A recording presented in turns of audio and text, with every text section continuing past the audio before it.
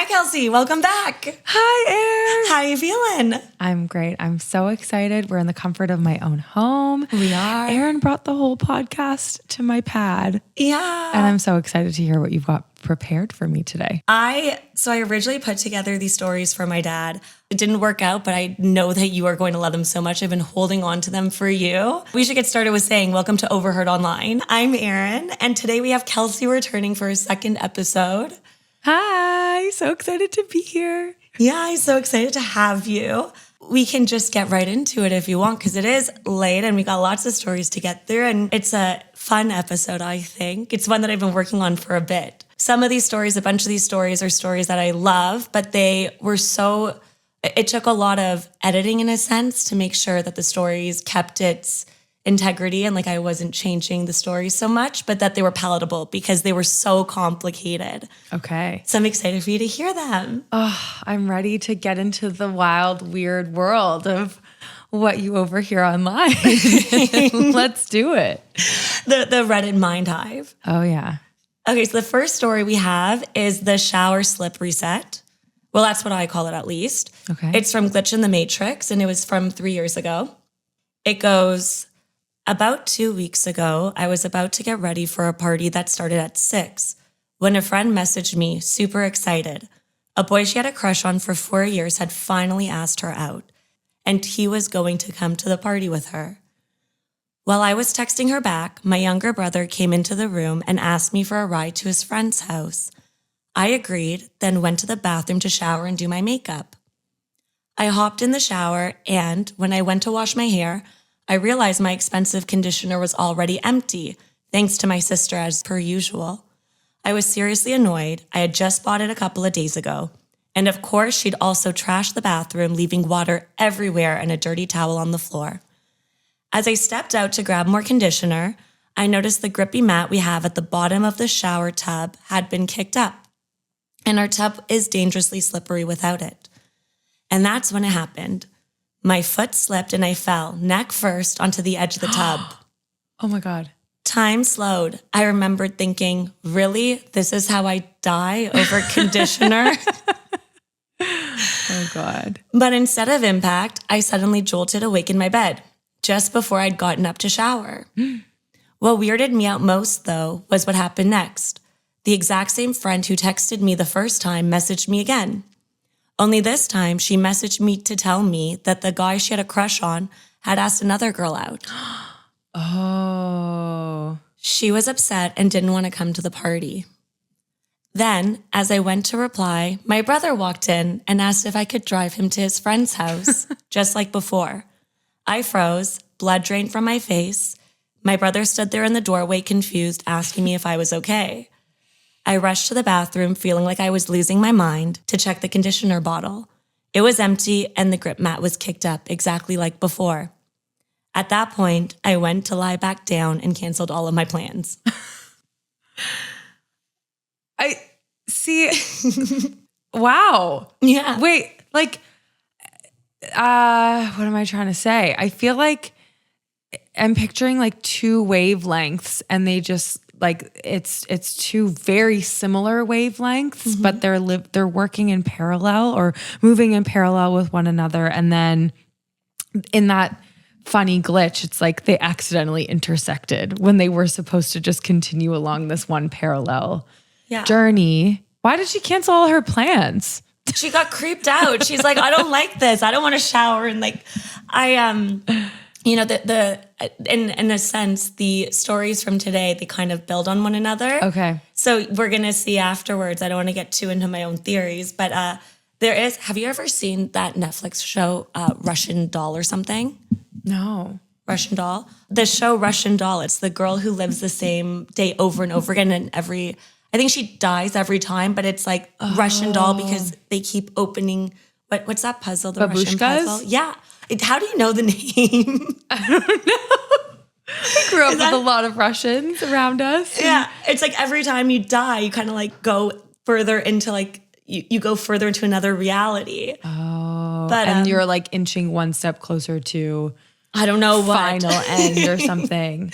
I don't know what. I just feel like In the grand scheme of the crazy stories you've told me, this is trippy, but like not as crazy. we got more. Like I'm just curious what you make of that. Like why, what was it that drew you to even select this story? So not that it's a bad one. I'm just curious. So a part of it is kind of as we get towards the end of the episode, there is a story where somebody describes vividly what happened when they died. And so this is almost an example of what they described in a sense. Okay.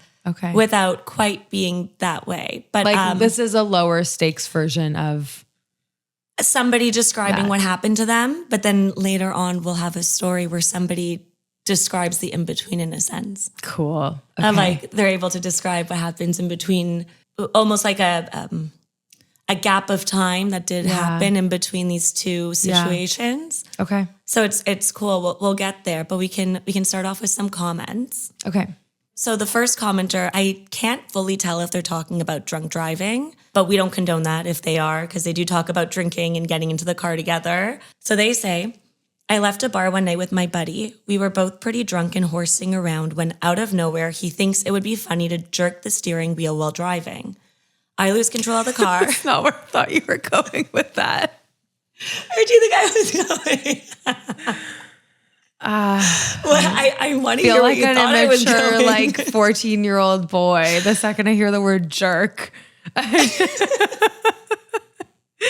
Please continue. I was with my buddy horsing around when all of a sudden he thought it would be funny to jerk. Okay, we're going to rewind for a second. I left the bar one night with my buddy. We were both pretty drunk and horsing around when out of nowhere, he thinks it would be funny to jerk the steering wheel while I'm driving. I lose control of the car. We hit a telephone pole.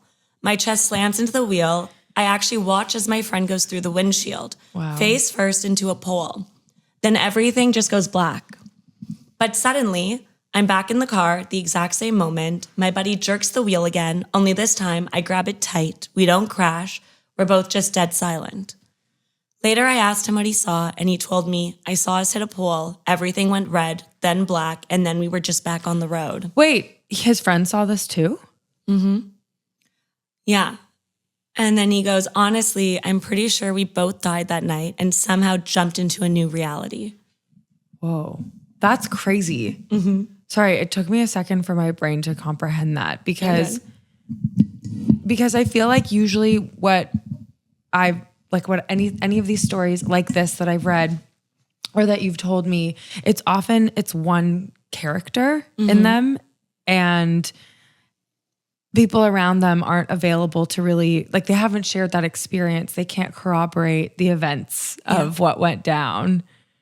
Whereas this person is able to have his buddy can say, we were both there and we've both collectively jumped over, which I mean, in the topic of we've discussed around like, you know, your soul group or having a twin flame or soulmate, like it's interesting to think that these two friends traveled into another world together. Yeah. That's so cool. I wonder how often that would happen. So one of the things, ChatGPT, who's now my best friend, and we explore really fun topics together. We were talking about this offshoot. So me and Mel were talking about it when we were recording as well, though we script the video on that one. So we'll see if it gets uploaded soon. But one of the things that ChatGPT was talking, or I was talking to ChatGPT about is this theory. I think it's I should clarify the name. I think it's the shadow anthropic. It's the shadow anthropic something. I'll double check. But it's the idea that we understand the idea of quantum immortality on an individual level, like one person jumping. Yeah. But something that we don't really think about. Go ahead. I just need to take my earring off. It's hurting. You're good. Something that we don't usually think about is the idea that multiple souls can jump together. Yeah. It feels like most of these stories exist where it's just told from one person's vantage point. And yeah, that's eye-opening. Well, Wow. the shadow anthropic hypothesis or whatever it is, I will remember next time. But it's the idea that they're actually extinction events. We underestimate them because every time there's one for humanity, humanity collectively jumps to the nearest timeline where it survives. So it's not just the individual quantum, like jumps. Yeah. So it's actually such an interesting theory because it says, actually there have been more extinction events for humanity than we realize, but we do jump collectively into a near reality where that didn't happen. The same way that you always survive in one, one of the worlds or in one of the possibilities. We do it as a group. There's always a possibility of humanity existing. So collectively, consciousness will just jump even if they were crazy. And then it says that that's like the Mandela effect and all that. We always jump to the timeline that we survive in as a collective. So crazy. Group of people. Wow. Yeah. Yeah, I know. It's a really cool one. So there's another story here. Another commenter writes, when I was 16, I was driving with 3 friends and it was pouring rain. The car started to hydroplane. We slid off the road and onto somebody's lawn.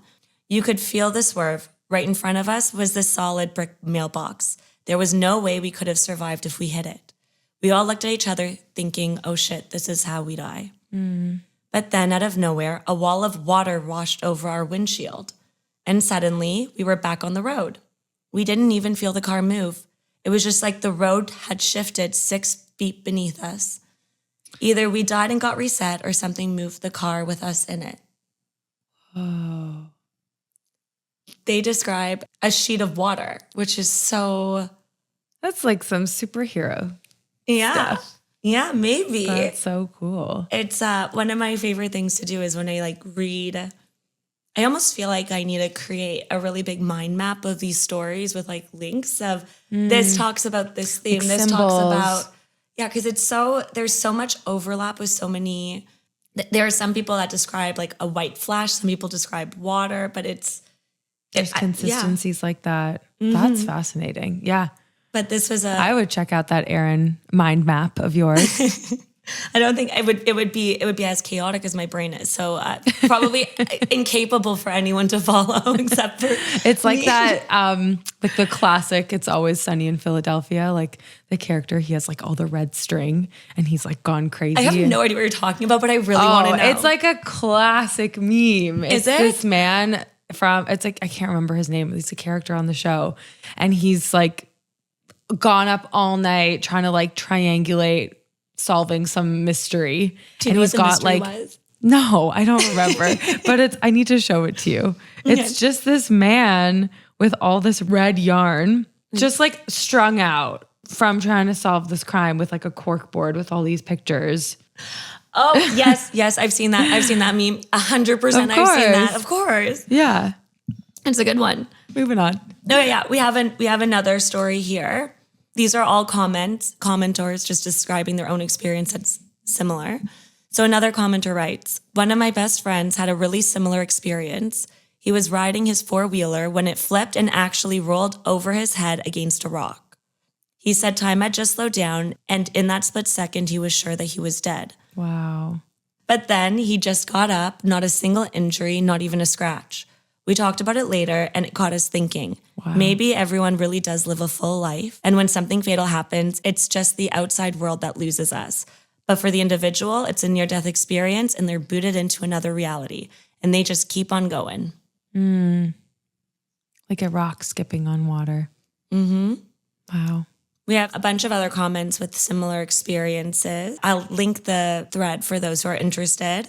But one person here, so one commenter asks, what do you think happens to the you from the other timeline? Do they just cease to exist? Is it like overriding a hard drive with a new version of yourself? Do you just take over somebody else's life? So one commenter responds with their own theory. They say, you both exist and you go through a period of mental instability, like anxiety or feeling like you're going crazy, until eventually you merge together and your beliefs and memories kind of blend into a new paradigm of belief. Right. If the two versions of you were already very similar, the process is much smoother because there's less to reconcile. But if you are really different, integration can be pretty rough. The larger the differences, the more difficult the integration will be and the harder it is to feel normal again. Wow. Yeah, that was pretty profound.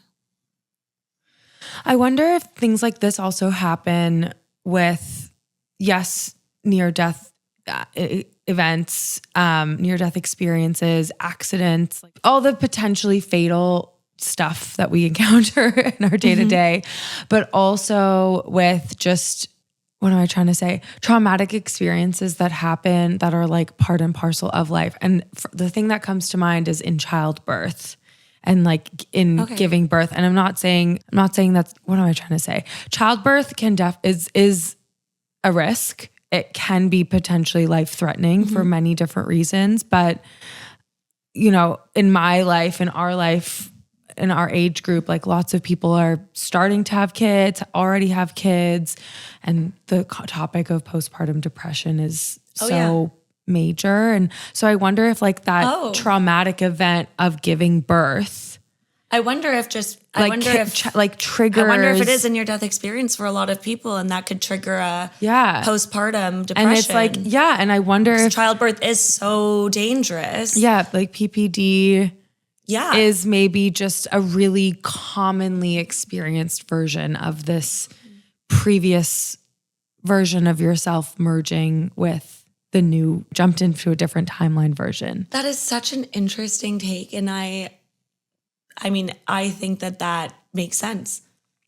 Or I totally thinking can about see other that. stages of people's lives, like the angst we experience as teenagers when we have really big feelings. Like, is that another version of us that's trying to merge with us? And maybe there's some teens that have, listen, I think everyone has moodiness and mood swings, but some people have it tougher than others. And that can be for a multitude of reasons. But I wonder if there are like these specific anchor moments in a lot of people's lives where I think that you could pinpoint. I think you could be right, because also if, let's say that you are trigger warning mental health issues, but like let's say that you are somebody who is, you know, more susceptible to hurting yourself or whatnot. I wonder if in another timeline you maybe did. And so maybe the anxiety afterwards, like it kind of compounds on top of itself because you might be merging with other versions of yourself.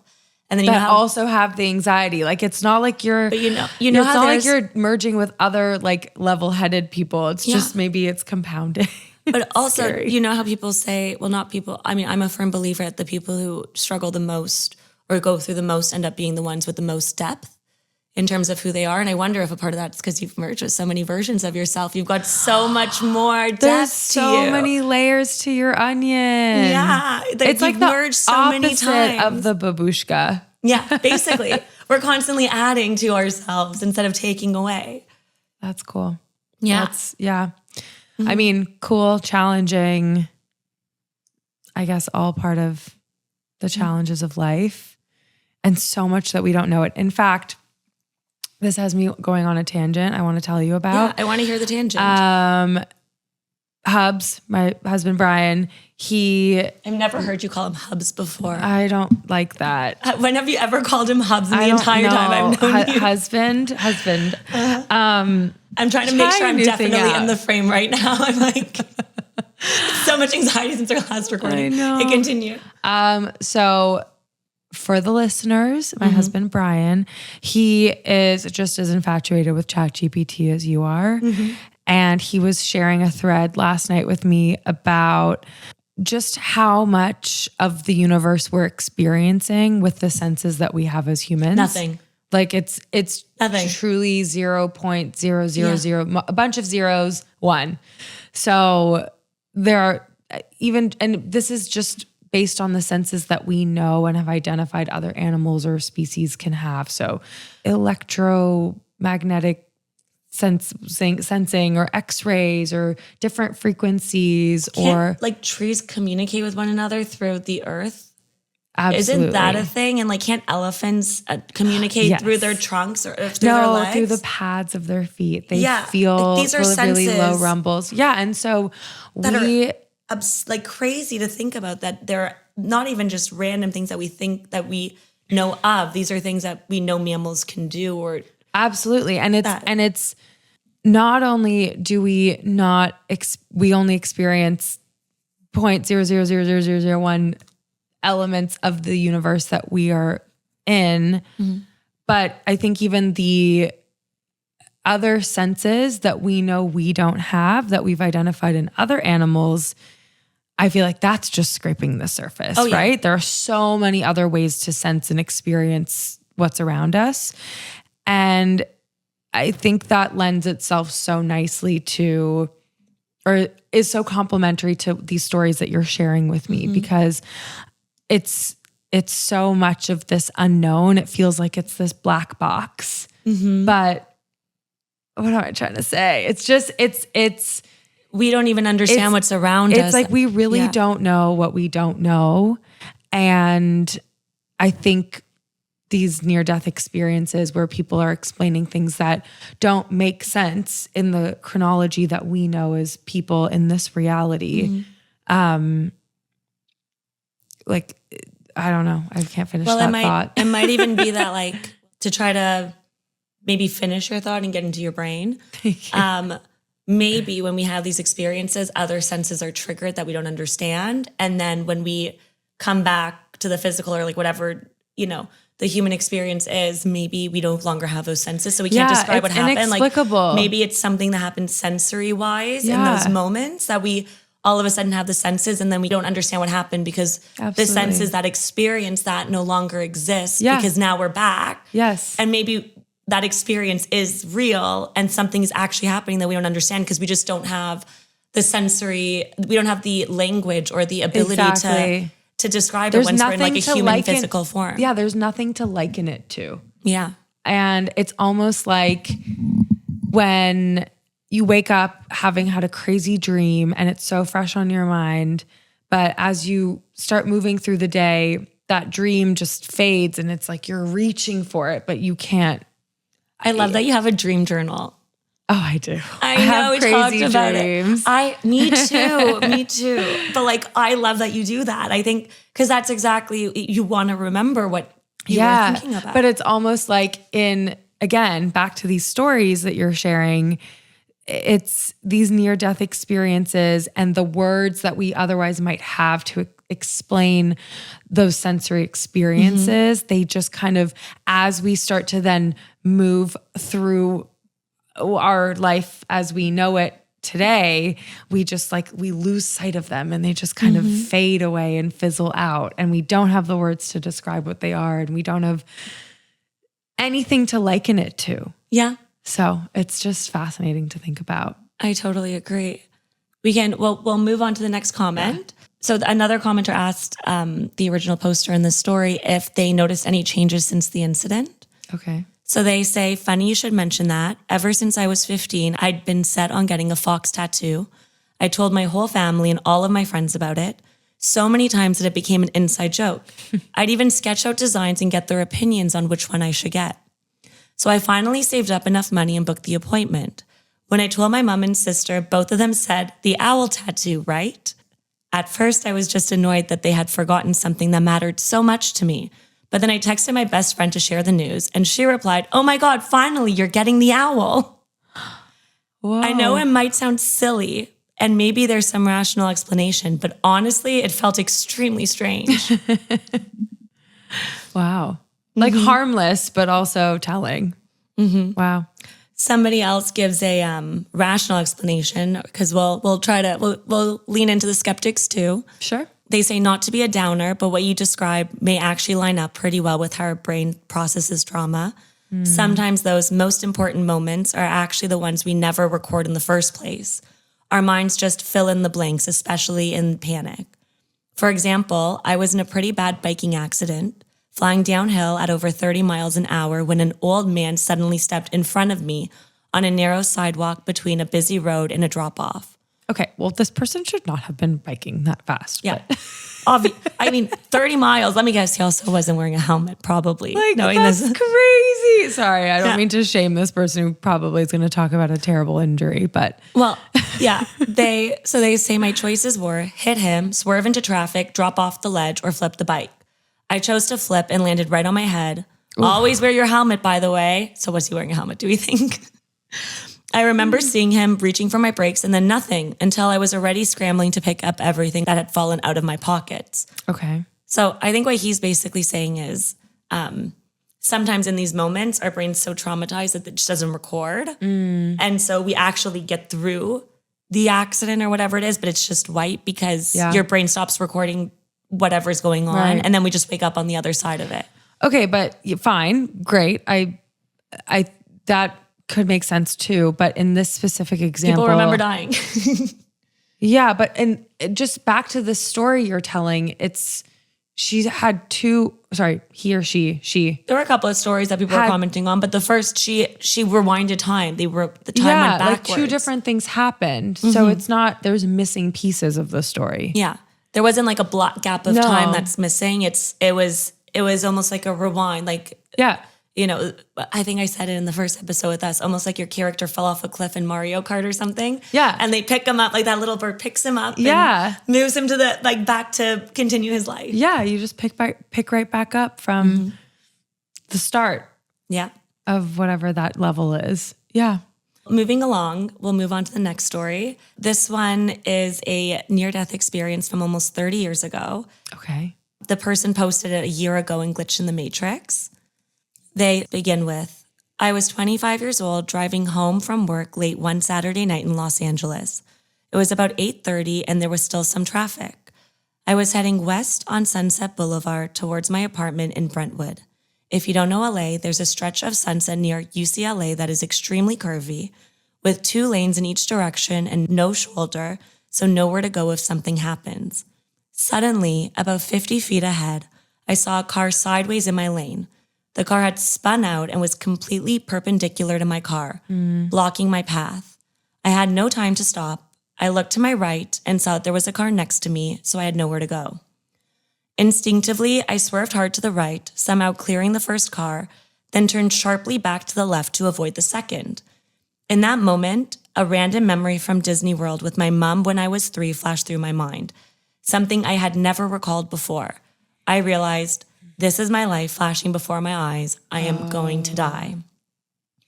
I screamed in my head, or maybe out loud, no, this isn't fair. I'm not done yet, all while swerving all over Sunset Boulevard. The car finally came to rest, perpendicular across the opposite lane. I looked around and there was nothing, not a single car on Sunset Boulevard on a Saturday night. I cautiously reversed and drove home. I didn't pass a single vehicle or person my entire way back. That's so eerie. I parked on the street and again, no one in sight. Walking to my apartment, it hit me. I must have died, and because I said no, maybe I was stuck in limbo. Oh no. Oh, I feel claustrophobic. Okay. I never wanted my roommate to be home so badly, but she wasn't. I called my best friend immediately, said, please answer these questions. What's my name, my age, what city are we in, what's the date? She was extremely alarmed by my questions. I explained that I thought I was dead and wasn't sure if I was really talking to her. Whoa. There was no logical way I could have survived. There was physically nowhere for the car on the right of me to have gone, to have avoided the accident. This moment has haunted me my entire life. For years I've wondered, did I really survive or did I slip into a parallel version of my life?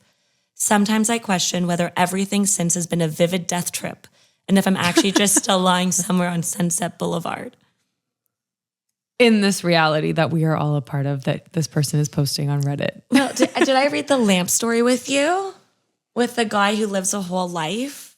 Was it with you? Yes. And then he wakes up and he's lying in the middle of the road after what felt like 20 years and living an entire life. He had children, mourn, and then when he woke up, he like mourned the loss of those children. Yeah. So it kind of fits into that idea of, living a life within a traumatic event. Wow. Mm-hmm. Yeah. It must feel so just, I don't know if this is the right word, displacing or disorienting to especially if you're merging with the other version of yourself that died in the parallel reality. Yeah. Like you're just, it's like. Also imagine seeing no one if you get into a situation so like that. eerie. And not only are the cars missing from what you remember, but all of a sudden you don't see anyone your entire drive home on a Saturday night in LA. Yeah. There's no way that if what this person saw which was an accident happening, then there's no way that they would have survived based on all those details. Yeah. And then all of a sudden the car's just not there. You have to believe that this person jumped into a different timeline. How can you explain that? Unless this person was like, who knows? Again, we don't condone this. Under the influence and having some sort of visual experience to say this is what was happening, but really maybe they were sleeping all along, or maybe the really vivid experience of getting into an accident was a dream. And then it's actually the inverse. Like they've always been in the reality where they were alive, but they dreamed and maybe accessed a different reality in which there was this accident and they died. I don't know. It is so interesting. So even alcohol aside and drinking and driving and all that stuff, because some of these stories you do have to wonder, was the person in the right mind? It could also just be anxiety medications mixing with something. Totally. Like it could be something that's totally unrelated. I had somebody who I know was driving home, had no history of seizures, and randomly had a seizure on the highway. Yeah, it was like a healthy 35-year-old woman, never had one again, but like no idea what caused it, but something randomly caused. So it could be all of those things. But also what's interesting is it could be all of those things all at once. Yes. Right? Like it could be you merging with the version of you that had a seizure, which is why you spun out, but you survived. Like it could be all of those things all at once happening simultaneously in different reality. I don't know. You've seen that movie, right? Everything Everywhere All at Once? I did not. And Mel asked me yesterday and I was like, oh my God. Okay. Let this be your sign. It's a great movie, and it does a great job of capturing the wackiness and the essence of what we're talking about. And I think you'd really enjoy it. So the thing with that movie is every time I sit down to watch it, they jump off too quickly into the craziness. And I'm the person who likes to read and know what's going on. And then I can't follow what is happening in the first 20 minutes. And I'm like, okay, then I know it comes together and I know that is a normal experience. It's just tough for me to sit through a 4-hour movie like that. Fair. It is really long. I think isn't it 4 hours? I don't think it's 4 hours. I think so. I mean, it could be 100% wrong. So what are the comments? So there are people who describe, so there are 2 commenters here who describe their own brush with death. We'll go through them because they might be related to one of the stories that we're going to get into. So I don't want to skip over them too much. But here we have one commenter. They say, I had a similar experience 2 years ago. I still don't know what happened that night. I was driving home around 9 p.m. from my sister's house when I suddenly saw bright lights coming toward me, as if they were already at my windshield. In that moment, I was 100% certain that I was about to die in a head-on collision. My mind raced, but it didn't feel like I had control over anything, not even the car. I honestly don't remember if I was consciously driving at that point. Wow. The lights, which I thought were from a huge truck, just whooshed up and left and disappeared in the shape of a spinning top. The next thing I remember is I'm still driving thinking, what the hell, how am I still here? Checked my mirrors and saw nothing. There was nothing before or after this happened. After that, I drove the rest of the way home terrified, constantly checking my rearview mirror. I had a strange feeling that whatever it is, it might come back for me. Ever since then, I've spent countless hours researching, trying to figure out what happened that night. The only difference I've noticed since then is that now I sometimes feel protected, almost as though there's a bubble around me. Whoa, that's so cool.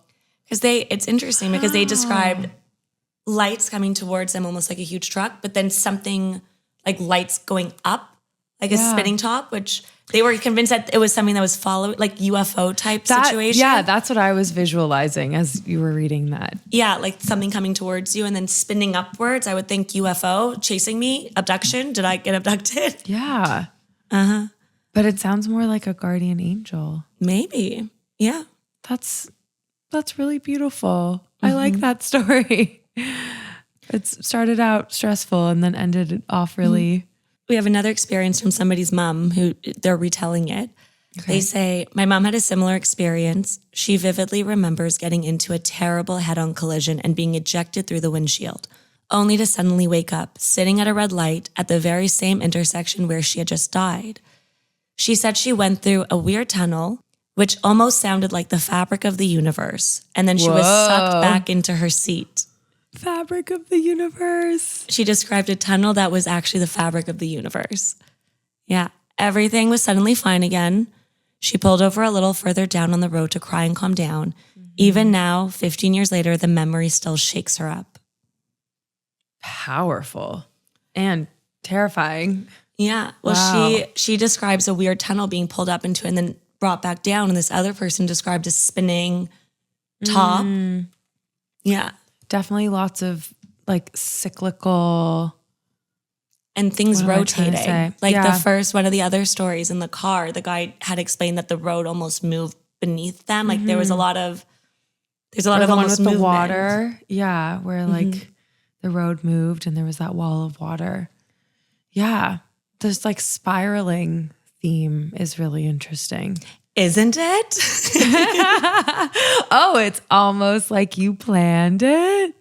Almost. Actually, to be honest, to some level, yes, I did go through it, but I actually just pulled the more interesting stories. Wow. And when I was going over the script, prepping, I was like, oh my God, this actually works perfectly together. Well done. Yeah, that is like a total coincidence in a sense. I did not specifically choose these comments because of that story. Wow. Yeah, they You were just called to it. I don't know. It also Or maybe imagery is more common than we think when we see it all laid out together with like, once you actually like look at story after story after story, you kind of see the connections more than you would otherwise. and one-offs. It's interesting too when you think about, again, back to my comments of the universe. If we just think of our galaxy, our Milky Way, so much of the visuals are of this like spinning. Is it?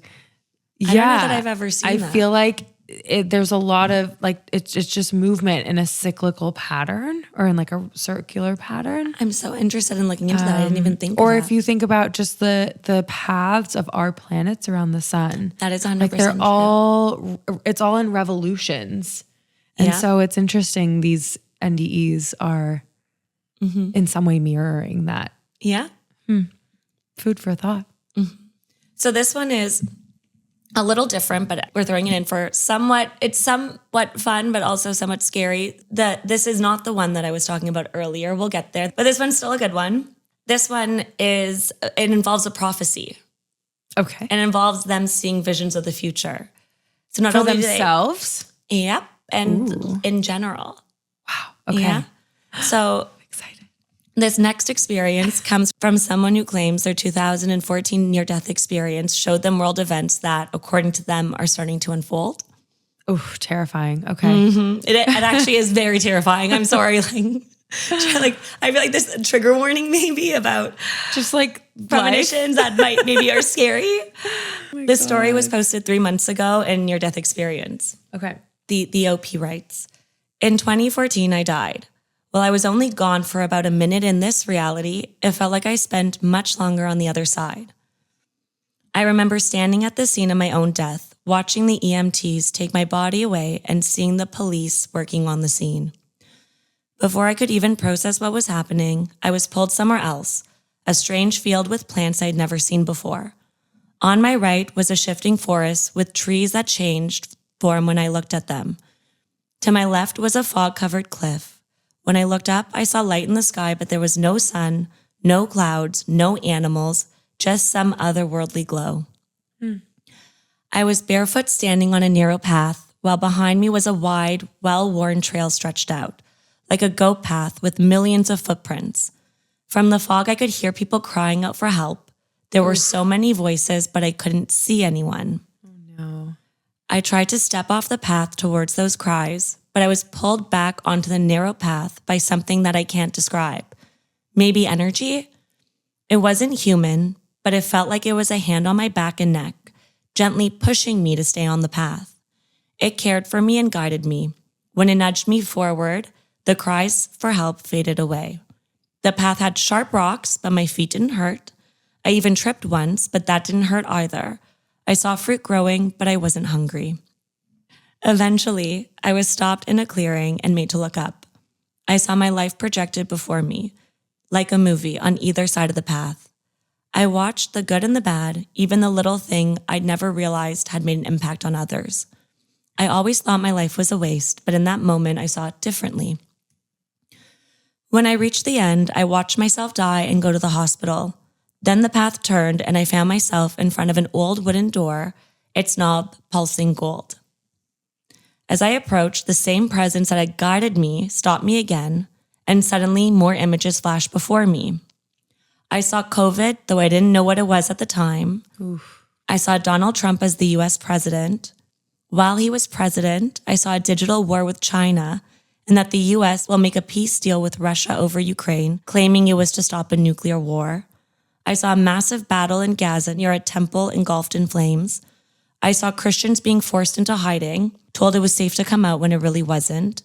And I remember vaguely a boots on the ground war in Mexico. I know I saw at least 10 to 20 years in the future. Okay. Oh, yeah. I'll take a breather. Breath from that. It's a scare. Yeah. Okay. Sorry. Please continue. They go on to say, I know I saw at least 10 to 20 years into the future. When Trump wasn't elected for a second term in 2021, I thought maybe I was shown the wrong thing. But then he was reelected in 2024. The digital war I saw when Trump was president was the worst. Bank accounts showed money, but you couldn't pull it out or use it. Cash was impossible to get, and even if you had cash, many stores won't have a way of safely taking it. At least at first. Planes were grounded because flight path coordination systems were all down.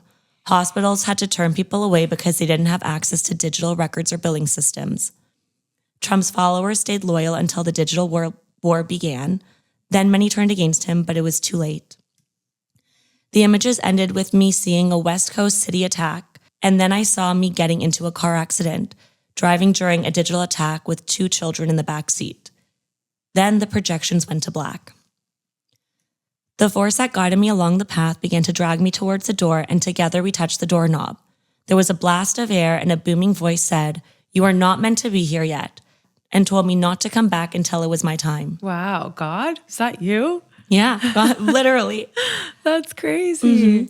I slept back like quicksand and woke up in the hospital suicide ward, where I was told I had died and been revived. Suicide ward. They explain that too. Okay. I've been hesitant to share this, but the things that I saw, they are starting to happen, and I don't know how I feel about it. Where I went to didn't match any religious ideas I was taught. The being that was pushing and dragging me wasn't a bad thing. It felt like it cared about me, and it seemed familiar, though it wasn't family. The plants I saw there haven't existed in millions of years. I also remember energy flowing everywhere. I've never experienced anything like it since. How you feel? This place that they describe sounds lovely. Sounds like the Garden of Eden. Mystical and Garden of Eden. Garden of Eden-y. I'd love to hear some of the comments. I don't even know. I'm at a loss. We'll get into the comments because I don't want to get too ahead of myself and start explaining things, but because the comments do touch on some of these things. But one commenter does ask, what do you mean by I saw Christians hide? Why were they hiding? OP replies, what I meant is that churches weren't open, street preachers disappeared, and in what I saw, I personally had to hide my Bible and secretly teach my children about God. I am a form of Christian and recall it having something to do with the same church the Duggars are a part of, the Quiverful movement. Is that right? The Quiverful movement? I'm not sure. As things progressed, being openly Christian in public became frowned upon. It was like you had to either join that movement or you weren't considered a real Christian. Later, it shifted again, and being part of that movement began being seen as bad. It's hard to explain because people's reactions just kept shifting. It felt like no one cared until it was too late, and by then, nothing could be fixed. Yikes. For me personally, if I were to ever be forced to join the Quiverful movement, I'd rather be jailed or even die than be a part of it. The group that I saw wanted to create a Christian nation, but the problem was that all other forms of Christianity were pushed out and devolved into corruption. I hope that makes sense.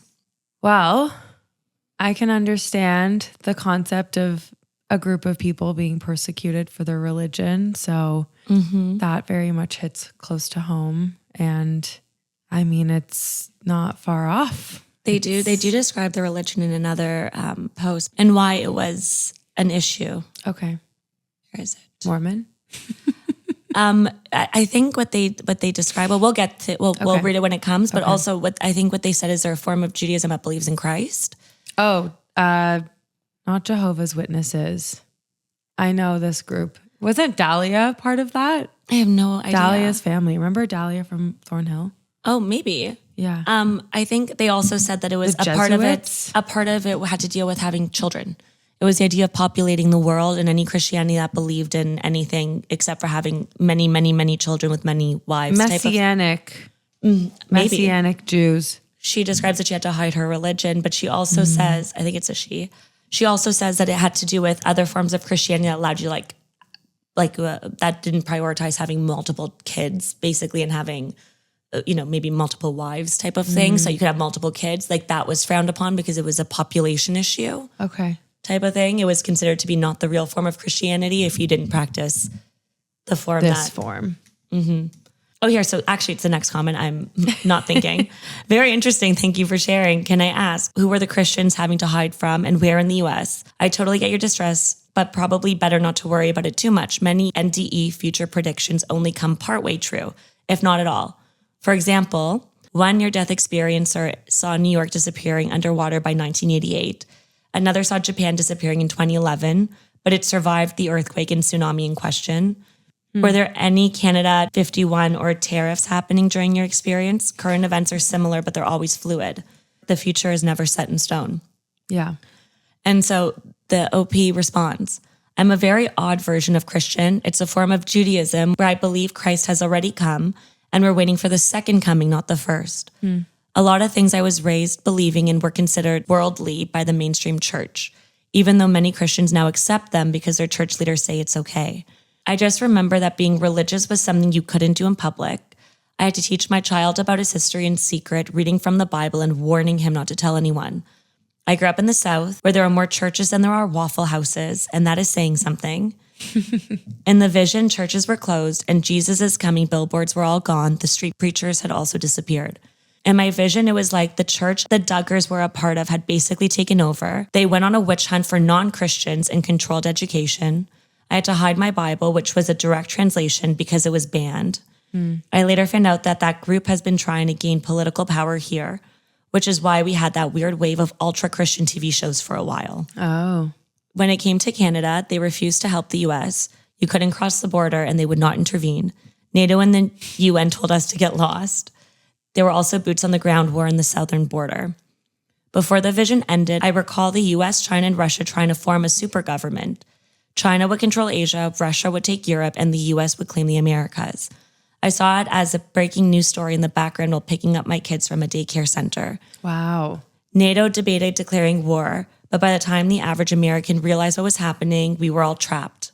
Americans couldn't leave, and I remember needing to stop traveling outside of the state, though I am unsure if that vision already came to pass due to COVID, as I had to go through checkpoints in 2020 every time I left my state and had to come back. The main thing I remember was a hacker group out of China launching a massive cyber attack, shutting down internet, phone, banks, and hospital systems. Yeah, that's so scary. There was war in Mexico, Canada was mad at us, and Russia forced a deep... Us Canadians, we're never mad at anyone. We're feeling pretty mad. Yeah, we are. And Russia forced a deal to pull out of Ukraine. At the last minute, Russia threatened nuclear war unless it was given Ukraine. And the US sided with Russia to prevent a global nuclear disaster. But it was thought that had been the plan all along. Yeah. Yikes. Physical cash became nearly impossible to get. We started using crypto versions of the US dollar. But when the hackers hit, people had money they couldn't spend. Yeah, that's crazy. That's paralyzing. Major cities were under heavy military control. People were taken away quietly, and society slowly turned against Christians. What I saw is actually very close to how things are starting to unfold now. I'm condensing 15 years into a few paragraphs. It was a very slow decline at first, and everything collapsed all at once quickly. The war in Mexico was bizarre. Mainstream media only showed the footage of U.S. troops in Mexico winning. But on social media, people along the Texas border showed unedited footage of warfare at the border and were begging for help. Wow. Most people thought those videos were fake news. And with the money, they started phasing out coins, then stopped printing paper money altogether. It took about 5 years, but the U.S. government decided to switch to crypto. People had cash but couldn't spend it, and no stores would accept it. You couldn't use debit card, phone, or crypto. I even saw people paying with biometrics. Wow. Their face and thumbprints linked directly to their bank account. They would scan themselves to make payments. That's dark. Like that's really, I think of everything. Like it's almost like in our histories, we've experienced religious persecution. We've seen wars. We've heard the threat of nuclear war. Like this is sadly in the human race's experience. Yeah. But this prospect of how much we've transformed our work, our livelihood, our medical records into the digital space, having that as a potential risk. Like my hope is that when I think it was Delta went down for a day and it was like flying that day. Right. It was like, okay, like maybe that solves for the premonition of like airlines were all down because yeah, I mean, having that as an impact is like, it would impact the world as we know it in so many significant ways. Yeah. I think one of the things that they were saying, so you don't have to go, oh, so actually the next, it's because they go into like more details as, it goes on. We don't have to go through all of it. As an aside. Yes. My head is starting to like really be angry at me. Not because of that. It's just, I think it's like. Oh no, do you want to take Advil? I think I might need to take an Advil. Okay. Well, we'll go on to the next story for now. Because you might have missed a couple of stories. So we'll flip forward. This is a bit of a shorter story, but it's another near-death experience. This account comes from somebody who drowned as a child, but had an experience that stuck with them. It's from r/experiencers, and it's 2 months old. The OP begins by saying, I was 8 years old when I drowned and blacked out underwater. I remember yelling in my mind, help me, God, because I knew I was going to die. Oh, no. I let out my last breath. Everything went black, and then something strange happened. Suddenly, I felt lighter, like something had lifted me. It was like I was waking up, but not in my body. I had no form. I was just light. There was no heaviness like when you're in your body. I just felt relief, like a headache disappearing the second medication starts to kick in. Fitting. When I looked around, I realized I was in outer space. It was beautiful. The stars were vivid, the silence deep, and I was alone. I thought, wait, is this really it? Is this what happens after death? I panicked and called out, not with my voice, but telepathically, for someone, anyone to help me. That's when a black hooded non-human figure appeared, about 20 to 30 meters away. It just stared at me. I wasn't terrified, but somehow I knew not to approach it. Then a bright white light appeared. I knew I had to enter it. As I did, I was pulled faster than anything I'd ever felt. It was as though I was traveling through a tunnel that was made of time and space, and it was exhausting. I could not wait for it to end. Finally, I arrived at a beautiful, peaceful white place. 3 white-cloaked, hooded beings stood about 30 feet in front of me. They told me, telepathically, not to be afraid and to come forward. As I got closer, they explained that I had a choice. I could stay in this peaceful, loving place forever and live eternally, but then I wouldn't be able to return to Earth. Or I could go back, but my life would be difficult, and my soul would have to endure many challenges. Oddly, I remember that I wasn't speaking like an 8-year-old anymore. I was telepathically speaking like an adult. I told them, please, I want to go back. My mom will be devastated if I die. Aww. Behind the white-cloaked men was a beautiful golden gate. They told me God could see me and hear me, but I wouldn't be allowed to see God unless I chose to stay and to enter the gate. But I insisted on going back. They comforted me, told me not to panic, and that they respected my choice. They then promised to send me back and had me promise to remember to tune into my soul, which they told me I could do through meditation. I promised that I would. I was thrown back into the tunnel. The force I felt was intense, like 10,000 grams crushing me. I just wanted it to end. Wow. When it finally did, I woke up again in my 8-year-old human body. The pool guy had saved me. My parents were relieved. I remember shouting, "How long was I gone?" My parents were confused. They told me I was only out for 6 to 10 seconds. Whoa. But I swear it had felt like I had been gone for the entire day. Even now, as an adult, I can't explain what happened. I've carried this memory my entire life. Has anyone else ever experienced anything like this? Wow. He or she, they were like at the gates of heaven as they're described. That's crazy. And there's a consistency in these stories too. There's like a tunnel, like you're moving through the fabric of the universe. I moved through a tunnel, or it was like pulled through this time being so subjective and really stretching or shrinking depending on what vantage point you have. Almost like time being a experience that we tune into intentionally but doesn't actually exist. Like you almost leave the fabric of time. The whole concept of time is such a brain twister for me. I feel like so many people around me, I think you included, really have this conviction of like, time doesn't exist, time isn't real. And while I hear these stories of very compelling versions of how time stands still, or it's not real, or it's a perception, and I experience it certainly in some ways in my very human life, where certain days feel longer or the summer flies by and time does feel different. It's still something that's so hard for me to wrap my brain around.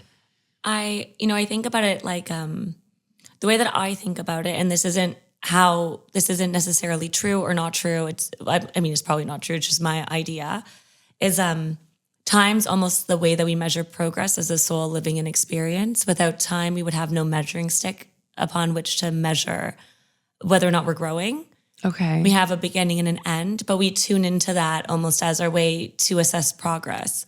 And I feel like outside of opting into it, there is no time. Like maybe we, in our natural form, time doesn't exist, but we opt into it. And what's our natural form though? The spirit world. Okay. Like outside of our human bodies. Oh, we're going to get to that. Okay. We're going to get to that. We're going to talk about an experience. But okay. First we'll take a look at a comment here. So one commenter writes that they believe that this person experienced what's called the veil, the in-between place that exists between this world and whatever's next. So they write, I've been told that on the other side, we look like flames or little lights, not much brighter than a candle. At least most of us do. Some people shine brighter over there. Time also flows differently in the veil. A single heartbeat there could be 5 minutes here or even longer. It's not always consistent. A lot of spiritual entities either travel through or live in the veil, some good, some bad, but most are neutral. Since this was a near-death experience, it's possible that the all-black figure you saw was a reaper sent to help you cross over. There is another possibility too.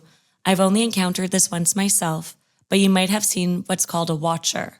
Some people think watchers are a type of angel, though that is still up for debate. Basically, a watcher might observe someone for a few days before a significant event, learning your habits, how you talk, even your schedule. Then when the event happens, they can temporarily take over your body, almost like you have an NPC version of you, until your soul decides what's next and whether it wants to stay. Usually, no one notices the switch because they tend to work from the shadows. The only reason I've caught it before is because I've seen what it looks like when a spirit enters somebody who's in conduit. It's almost like a boot up sequence, checking the eyes, the head, the limbs. Imagine. Who is this commenter? I don't know, but maybe somebody who is not the most grounded. So if you took a while to return to your body, maybe the watcher kept your body from shutting down completely. Right. So I think what they're saying is maybe after the swimming pool accident, the watcher can step in and then they have the memory of it. But then when maybe they were saying it's possible that time can be consistent and these souls, I guess, swoop in and keep your body alive while you decide what to do. Wow. I keep saying wow. It is kind of wow. What a theory. I've never even heard of that. I feel like that person needs to write some more things. Yeah. More stories that are not real. Like that, it's hard to separate what's fiction and what's real, or like what's fantasy from our actual lives. I feel like the skeptic in me goes and hears something like the Reaper, and I'm like, oh, like the Grim Reaper. And it's like so easy for your brain to just dismiss it and be like, that's not real. Or like I've read fantasy books where they talk about the veil in other ways. And I'm saying this absolutely acknowledging that I don't know what I don't know. And I'm open to the possibility of these things existing. And at the same time, I feel like I have some degree of healthy skepticism to be like, really? Yeah. I don't know. It's always good to be skeptical, because even if the spirit world was real, let's say, then there's no way to know what is real and what isn't. So being skeptical in general, I think, is healthy, because it, for somebody like me who doesn't necessarily think that, who believes in that some of this is possible, to believe that any of it is possible would go against the core of what I believe, which is you can't really know. So it's sort of like, it's kind of like you don't want to fall like into another trap of believing something 100%, because if you don't believe in one, I feel like you kind of can't believe in any of them. Yeah. And I think it's almost like if we bring it back to what we were talking about earlier, where our senses and our words to describe experiences other than this tangible world are so limited. And maybe we do, as human beings in this reality, grasp onto phrases or characters or environments that we have seen authored or illustrated in whatever media we consume, because that's the closest thing we have to actually likening these indescribable experiences into the reality we know. A part of me also wonders, though, if our authors often, or people who are very creative, if they can enter into a flow state and maybe access the collective consciousness. So, they might think that they're having a unique thought, but really they're checking into something, they know something intuitively. Maybe. And they're writing about something that is based on, they might be dramatizing it, but it actually might be, through a thread of something is actually exists that they tapped into, that now they're like writing about, which is why there's all this random overlap, because they're actually tuning into something that perhaps, or people having experiences that then echo through. So this commenter continues to say, beyond the veil is, well, everything else. I've heard that your personal faith or beliefs can shape how you interpret the afterlife. Whatever you think of as heaven and hell, Summerland, Valhalla, or something else, it's not meant to be fully understood while we're here, so we just get these glimpses from NDEs and spiritual encounters. There are rules that non-corporeal beings have to follow, though some can be bent a little without attracting too much attention. Sometimes I've heard you're given a choice and you're able to come back. There's important work to be done here as a living being, but ultimately, it's your free will as to whether or not you return. Anyways, I've rambled enough. Hope this helps you and gives you some insight. I feel like that's also interesting that he says your personal beliefs can, because you were talking about senses before and like how you interpret things. Yeah. And I wonder if that is also true. I wonder if people have different experiences in the afterlife depending on what they're comforted by. I think so. I feel like it's, what are the safe spaces? Who are the comforting people? Or who have you associated with that feeling of comfort or trust? Yeah. And maybe, or but also deception, if you believe in and heaven fear. And hell, then that might be how, things are perceived by you in the afterlife, and somebody else who believes that there might be a school up there, like me, maybe they actually see a school. Like maybe there's all these different interpretations and you actually live, you actually see the experience the way that you believe it to be. This next story is the one I was excited to tell you about. Okay. It's a really good one. So it's actually from a website called NDERF.com, which is the Near Death Experience Research Foundation. Okay. And it was reposted by somebody in Glitch to the Matrix 8 years ago. I'm ready. People describe it as a wheel. And it's the story is often referred to as the near-death experience wheel. Okay, so the story goes. A friend persuaded me to share this experience against my natural tendency. I have no desire for follow-up or to be contacted about it. Recalling it at length even once is hard enough. But having decided to describe it, I'll be frank and as accurate as language will allow me to be. On July 15th, 2013, at about 7:45 a.m., I was driving to work. I approached a particularly dangerous intersection, notorious for accidents. Visibility to the right was poor, and turning left was always hazardous. I was running late for an important meeting. The traffic lights and signals were not what they are today. I approached the intersection in a hurry, getting ready to make a left-hand turn. I glanced to the right, and I believed the road was clear, so I made the left turn. As I crossed, I glanced again and saw a vehicle heading straight towards me at what could only be over 90 miles an hour. Wow. We locked eyes. A collision was inevitable. There was no way we could avoid it. What happened next is almost impossible to describe, but I'll do my best. Time stopped functioning normally, if it functioned at all. To my left, in almost the opposite direction of the oncoming vehicle, was a field. I suddenly became aware of a vast object moving diagonally across this field towards me. It resembled a giant water wheel lying on its side, slowly rotating. At first, it appeared to be the size of a 10-story building, 200 or 300 yards away. But as it approached, size and distance lost all meaning. It was the size of a city, then larger than the world itself. As it approached me, I became aware of its power and significance. Then a sensation came over me. I knew exactly what this thing was. I knew everything that pertained to it. What it was, why it was here, and that I had seen it before birth and would see it again at death. We all will, but we all forget about it while we are alive. I knew that I was seeing it now because I was in the process of dying in a fatal car crash. I recall the wheel wasn't moving through reality. That was an illusion that my senses were constructing for me to make sense of it. The wheel was reality itself. It represented every conceivable possibility for a life and for a world that could ever be envisioned or imagined.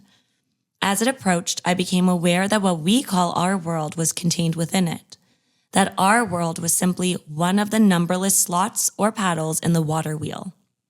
My life, your life, our world, all of us, we are all a part of this wheel structure and have always been a part of this structure. It simply made itself visible to me in this moment. As the water wheel rolled over me in the car, I was struck by each of the paddles. Imagine that in the space of each paddle, there was a kind of spinning film of water, like a waterfall on its side.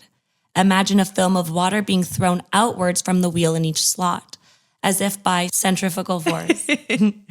Imagine being slapped or splashed by each of these films as you collide with it and pass through it to the next one. This is what was happening. Except these weren't just films of water. They were possible realities or entire universes or worlds. Again, our world and our entire universe was simply one among an infinite number of these films. How did I know there was an infinite number of them? I just did.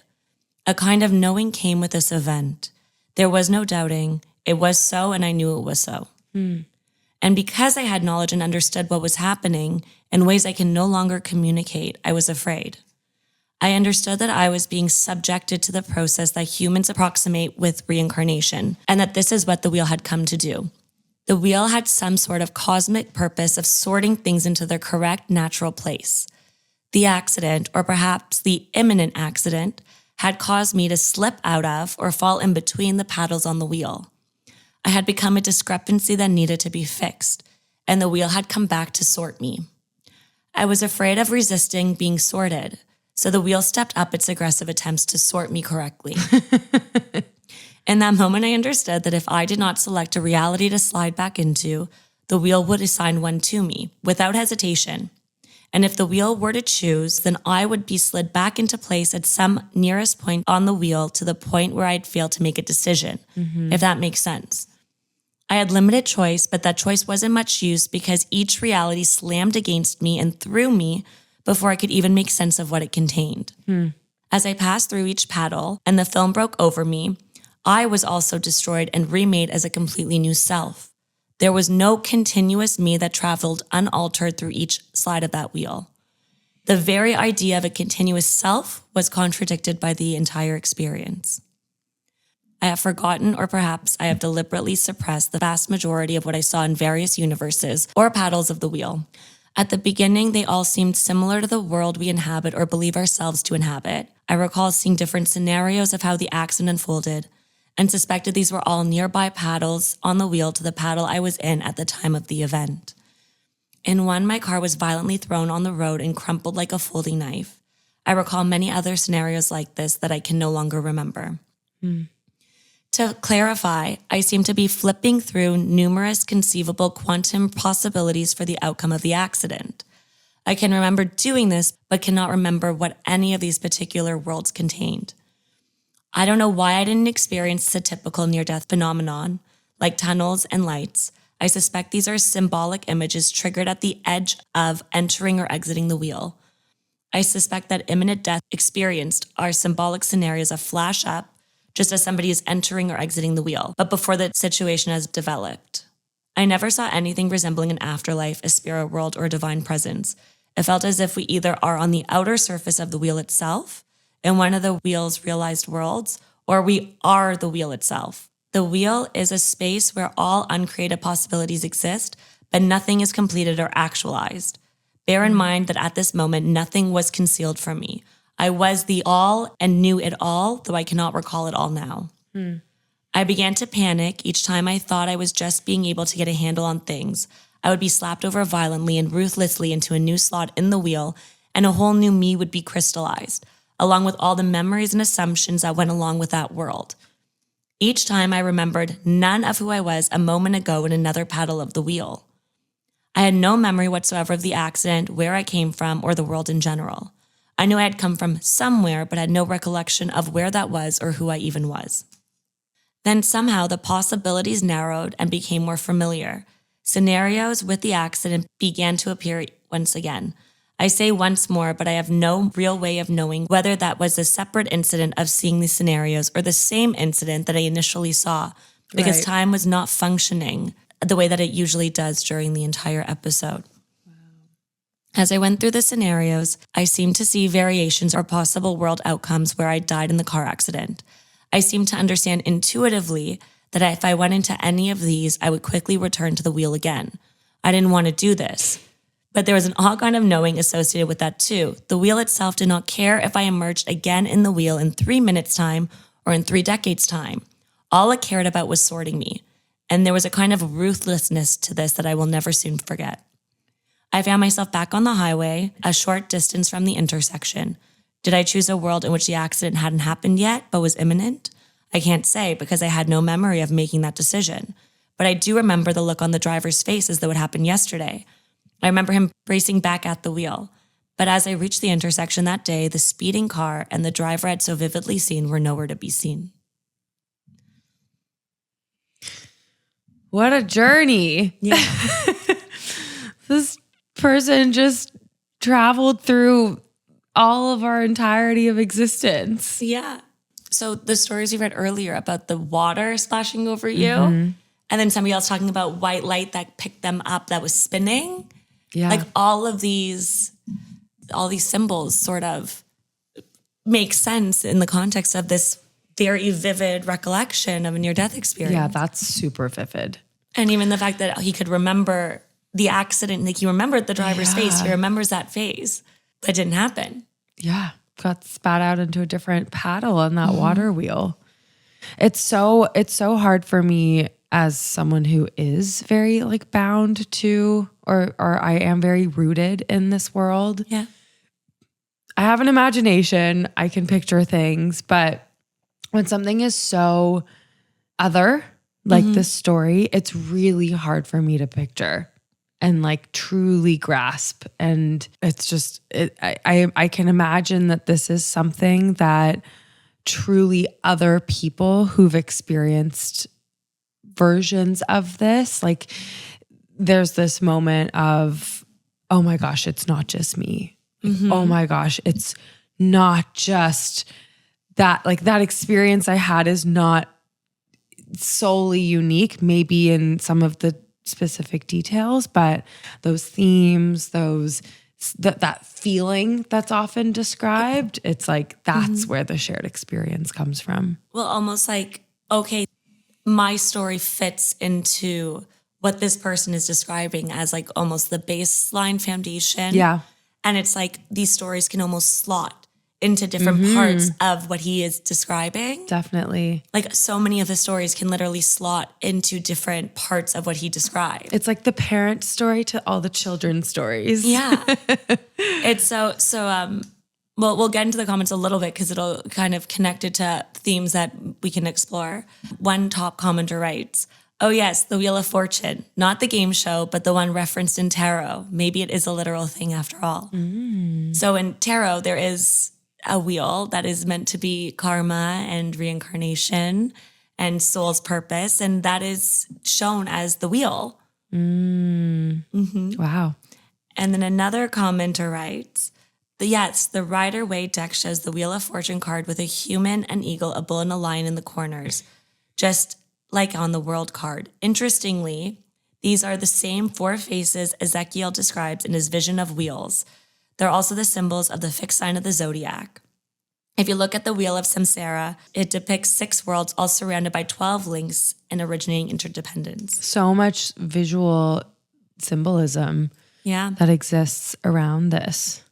Yeah. Somebody else writes, that symbol in tarot is basically a visual map of the Kabbalistic tree of life, a kind of blueprint for how consciousness gets imprisoned in the material world and cut off from higher realms. It's all deeply connected with gematria, which assigns a numerical value to each letter. The idea is that any worlds sharing the same value are linked, almost like in describing the coding that underlies reality itself. Another person writes, Seraphim, wheels within wheels, which is apparently Kabbalistic. Kabbalah. Kabbalah is all about this. Lots of people talking about symbolism of wheels and, people are talking about Buddhism. The concept of nirvana is about escaping the wheel, breaking free from the cycle contained in the wheel. Lots to be said about this wheel. Yeah. It's very powerful. It's super interesting when you start looking at the imagery of a wheel in all the oldest religions.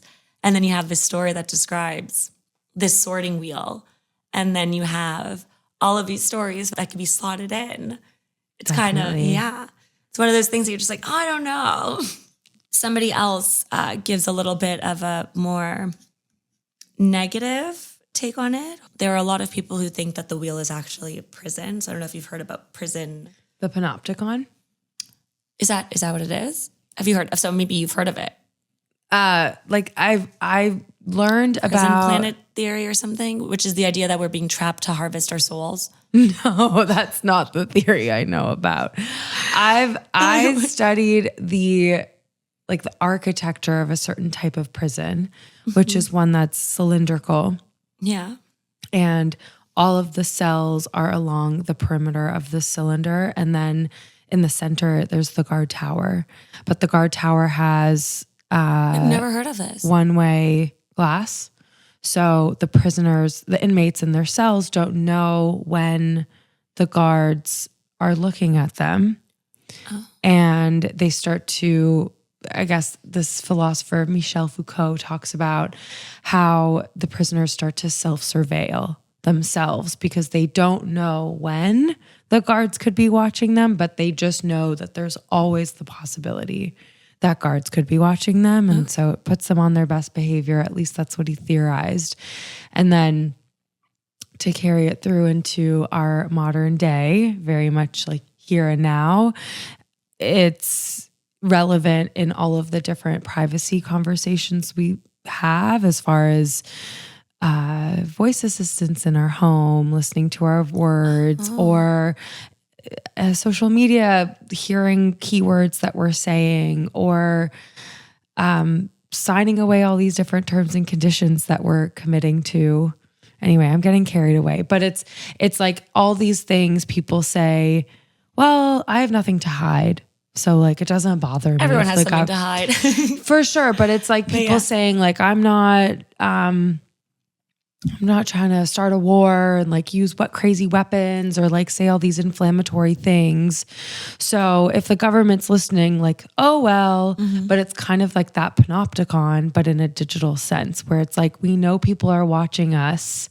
There's always this possibility that they could be watching us. So we're kind of self-policing ourselves to say, I'm on my best behavior anyway. I almost wonder if there's like all of you. So kind of coming back to that imagery of like the Russian doll with like going in and in and it's like there's something watching us humans and we're watching each other. Like it's everything self-policing and then kind of like building like what's that center point where simulation point? Is that what it's like we just all explode. Fair enough. Or we get kicked over into a different paddle on the wheel of life. Yeah. Maybe. Well, I wonder if there is like an extinction event or like a big, so you know how we were saying earlier, those two friends jumped together? Yeah. So I wonder if like they entered together and they were both dropped, maybe they didn't make a decision or maybe they were dropped. Yeah. Like I wonder if sometimes people, if you experience something together, if you drop together. Yeah.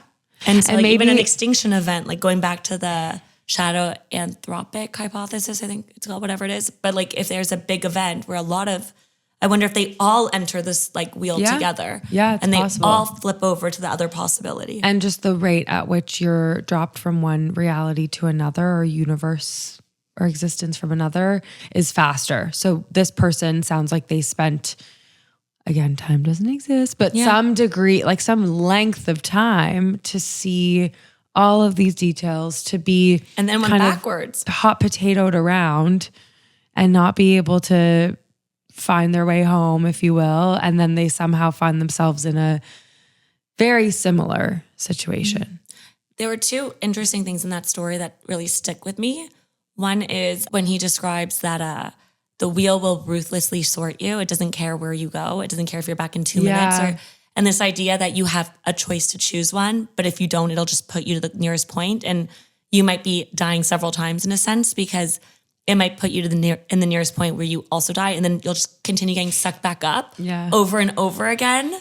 And like, there's nothing, you continue to do it. And the other thing I thought was so interesting is this idea of no unified self.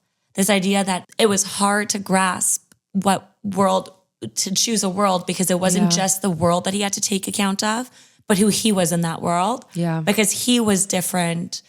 Every single time he was completely destroyed and completely rebuilt in the version of him that existed in that world. Like almost like trying on a different skin in a video game. Like every single time he hit a paddle, he had a different character. And he had like 20 seconds to figure out, okay, what are the things that I have? Like what are the characteristics of this character? And then all of a sudden he's in another skin having to assess. Wow. Because it is interesting that we also change. Yeah. So this person, this is the negative comment in a sense, but they write, what you saw is Samsara, the wheel of reincarnation, designed by the Archons, Archons. Archons, to trap us within their system so that they could feed off our energy. So prison planet theory. Think of it like a livestock farmer who creates a closed system where every cow that's killed at their ranch is born right back onto the farm through another cow, ensuring an endless supply of cows. True reality is truly open, and we have free will beyond anything we could ever imagine, and we cannot comprehend what true freedom is. But these evil entities have encapsulated this planet, building a siphoning, filtering, and memory-wiping system to keep us stuck in a loop, unable to return to our true reality until we figure out how to escape. The escape is called moksha. So I prefer my take on all this, which is not as negative. Another commenter writes, I once saw something called the Eater of Souls while meditating. It actually had a huge paddle wheel at its center. Thanks for sharing your story. Okay, what a draw. I once saw something called the Eater of Souls. Thanks for sharing. Bye. It's a big concept. And at the end of the day, not to downplay it, but it's like we're just out here living our little old lives, reading other people's stories. We are. Trying to get one step closer to what it's all about and what it all means. If you think you know, I'm a firm believer that if you think you know anything, you know nothing. Because like we know nothing. And the more you get into it, the more confused you get. But also, You could lose your mind, but hopefully I keep my mind in exploring all these worlds. I'd like to keep you around in this reality for as long as possible. Me too. Rabbit holes, as long as you know your way out of them, are great to go into. Well, thank you for coming and participating, and I appreciate you. And yeah. Thank you so much for coming to my home. Mm-hmm. And until next time. Until next time. Thank you so much, Erin. Okay. Love you. Love you.